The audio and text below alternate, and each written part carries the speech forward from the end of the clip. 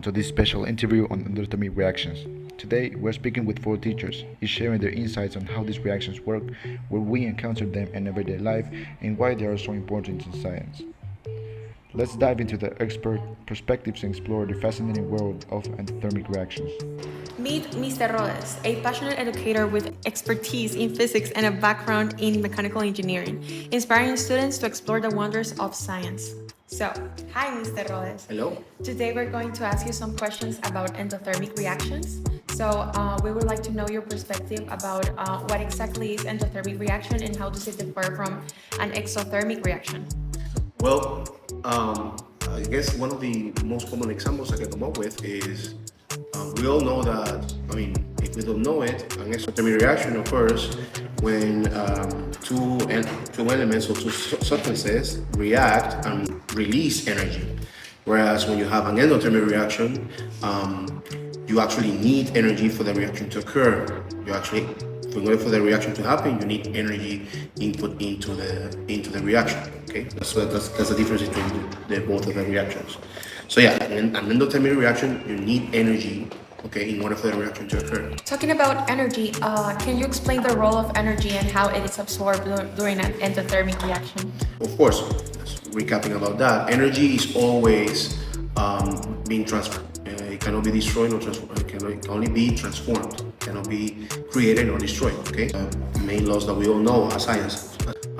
So in order for an endothermic reaction to happen, it needs to be transformed in some form, so that the energy in the reaction can be absorbed, and the reactants use that energy to react. So that's the idea. The energy needs to be transformed in order for the endothermic reaction to happen. Since you specialize in physics, what advancements in physics and technology could endothermic reactions make? Okay, one of the main misconceptions about that we see a lot in endothermic reactions, we see it in air conditioners. So air conditioners are actually a very particular example. You actually are taking air, okay, that is hot, okay, and trying to cool it down. And in order for that to happen, you need an endothermic reaction to absorb that heat from the hot air and cool it down. So that's one of the advances that has been done throughout the years in endothermic reactions. Basically, you are trying to take the heat from the hot air and convert it into cold air. Why would we need to cold air? Well, we wanna study work in a very comfortable environment. So I think it's important for us to have endothermic reactions for that particular situation. Absorb that energy and work in a very comfortable environment. So ACs is a very good example for endothermic reactions. Thank you, Mr. Rodes. Thank you. Meet Mr. Manzanares, an IT teacher with a solid foundation in industrial engineering. He emerges his technical expertise and engineering experience to offer students hands-on knowledge in information technology and problem solving. Dedicated to fostering innovation, he equips students with the skills needed to thrive into the digital era. So, hi, Mr. Manzanares. Good afternoon, how are you? We're very fine. We're here to ask you a very important question.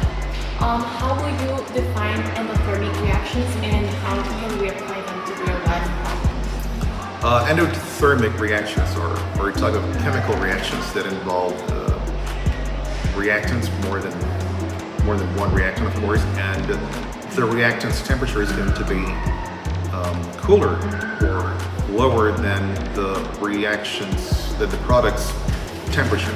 After the endothermic reaction happens, the product will have a higher temperature. That's why it's called endothermic. The product keeps or receives this heat, and it just remains like that. There are different applications for this, and different natural events that involve this kind of reactions on a daily basis. For example, plants, while they're producing or generating photosynthesis, it's taking place. This is one type of reaction that is happening. Something else, for example, for AC or any kind of ventilation. Hey, want to listen to some tunes?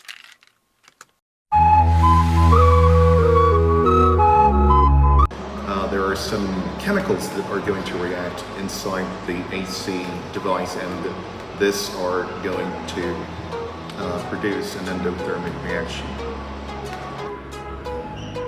Meet Ms. Daniela, a dedicated science teacher with a background in natural sciences, inspiring curiosity and a love for learning about the natural world in every lesson. Hi, Ms. Daniela. How Hello, are you? guys. Nice to meet you.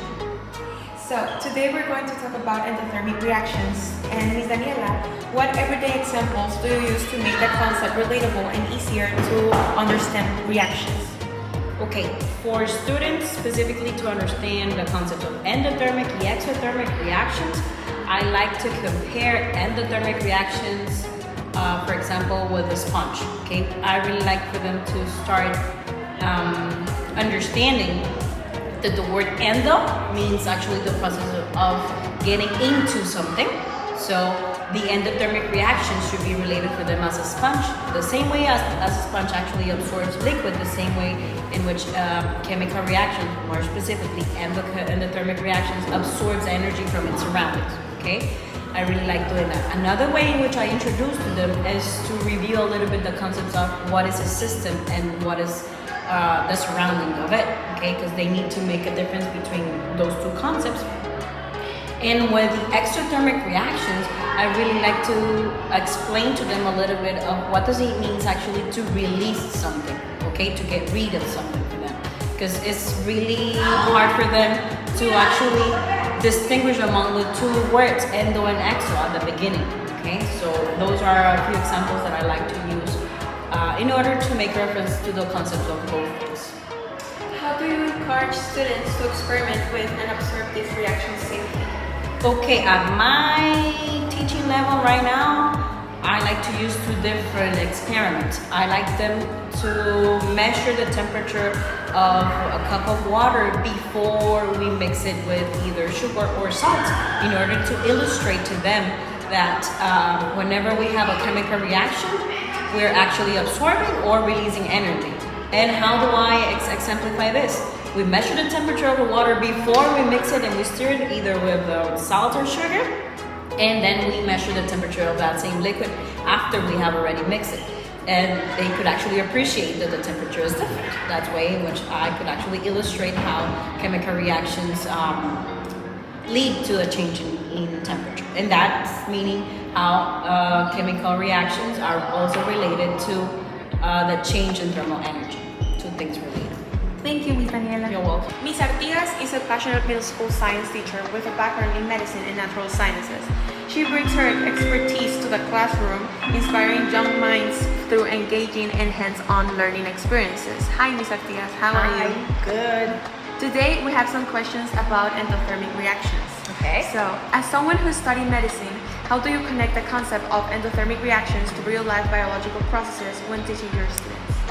Oh, most of the time I tell them that to be more aware of what they eat and what type of food and energy is going to be converted in their body.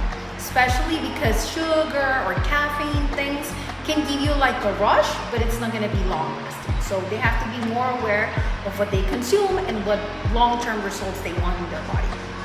Thank you, Ms. Artigas. Listen, everybody. Let's bake a delicious cake for Mario.